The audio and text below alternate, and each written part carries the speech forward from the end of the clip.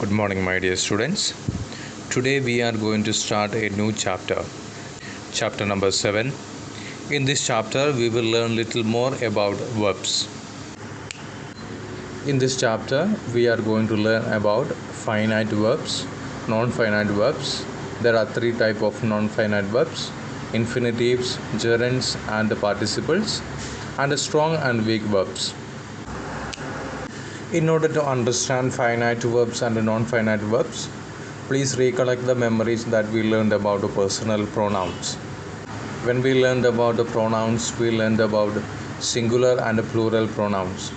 First person singular, I and me, my and mine. First person plural, we, us, our and ours. Second person singular, you, your and yours. Second person plural, you, your and yours. The third person singular, he, she, it, him, her, his, her, hers and its. Third person plural, they, them, their and theirs. We already learned where to use all these personal pronouns and how to use it. About the rules and regulations of using personal pronouns also we learned in our previous chapter. So please recollect all those memories. In this slide you can see the difference between using the personal pronouns. For example, we take play as a verb and see how we can write that in a present simple verb forms. If we are using this verb play with the first person singular, I, we can write I play. That is correct. If it is with the second person singular, you play. That is correct. But look at the third person, he, she, it. There we add one s with the main verb play. He plays, she plays, or it plays. Or if we take the second example, do, with the first person singular and the second person singular, there is no change for the verb. But when it comes to third person singular, it added es with the main verb do. Does. He does, or she does, or it does. So here keep in mind that when we write something about a third person singular or a proper noun, we will add s or es with the verb when it is in simple present tense. Like this, because of the changes that occurs in the number of subjects, and also when we talk about the different time, which means the tense, past tense, present tense and future tense, the form of verb is changing. Because of a change either in the number of the subjects or in time, the verb undergoes some changes. Because of that, in order to understand this chapter properly, we will learn about the four forms of the verb. So dear students, these are some examples of four forms of the verb. The first one is the base form of the verb. The second one is past form of the verb. The third form is the past participle form of the verb. And the fourth one is present participle form of the verb. The base form of the verb win will change to won in past tense, and in past participle tense also won, and in present participle form winning. Break, broke, broken and breaking. Drink, drank, drunk and drinking. Drive, drove, driven and driving. Like this, the base form of the verb will change according to the time. Look into some more examples of four forms of the verb. The base form: talk, talked, talked and talking.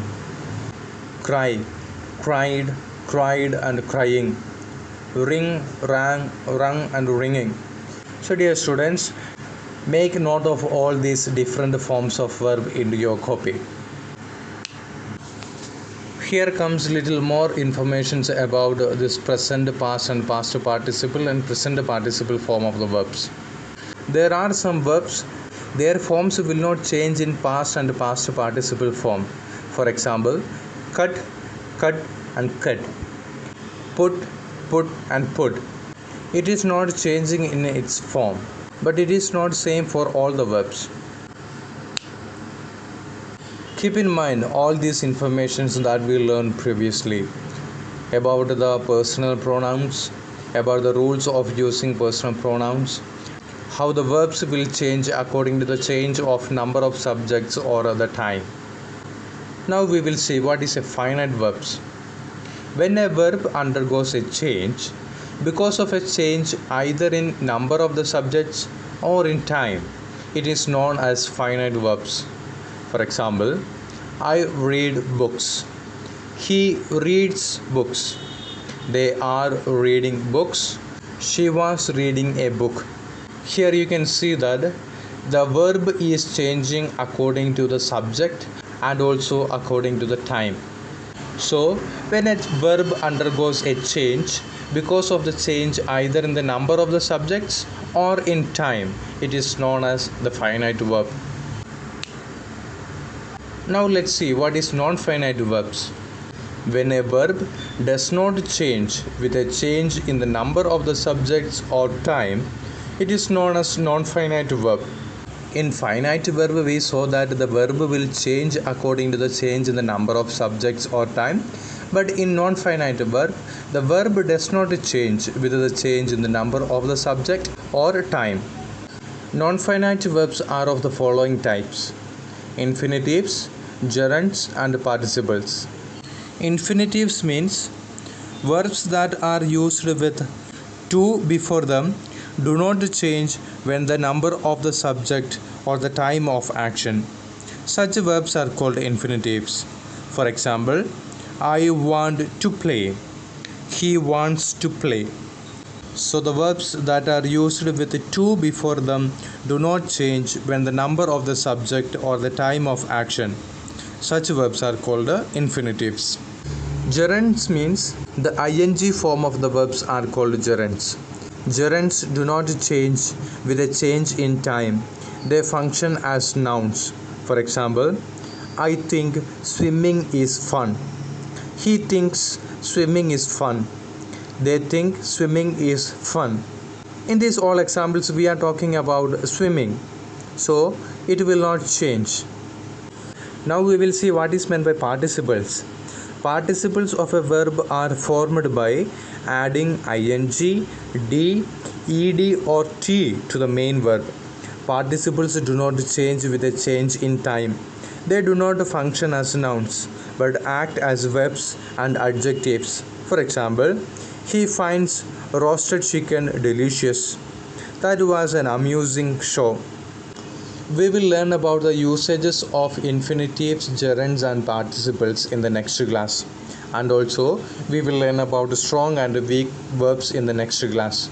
Before that, try to find out answers for the exercise A and B. Thank you.